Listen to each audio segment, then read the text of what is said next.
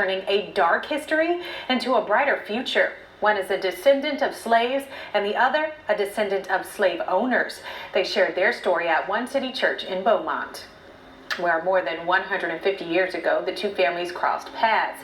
And 12 News reporter Ebony Coleman shares how the pair hopes that their friendship can spark change in others. Ford and Matt Lockett shared their story here at One City Church. Although their skin may be different colors, they call each other brothers. They said what once separated them has now bonded them for life. Sons of former slaves and the sons of former slave owners, will they be able to sit down together at the table of brotherhood? I have a dream. You could call it faith.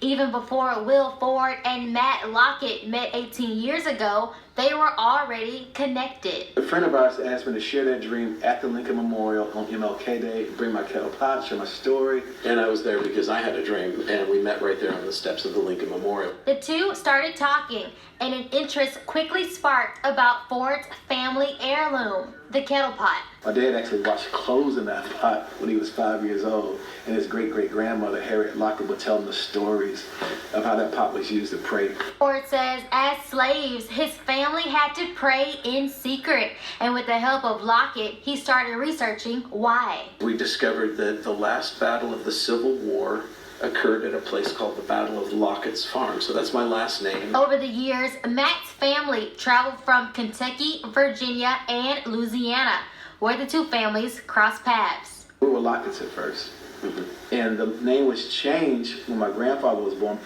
Just started connecting some of the obvious dots, and after a year and a half of research, we realized it was Matt's family who owned my family. I'm actually connected to that story, and I'm connected to the worst parts of that story. I was connected to that of the slave owner.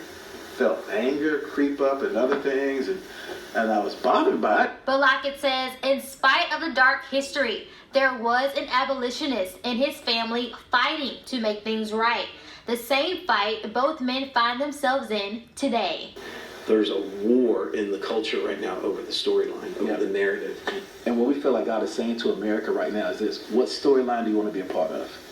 The healing or the hurt? This story is so interesting, it's already been turned into a book, and a movie project is in the works. In Beaumont, Ebony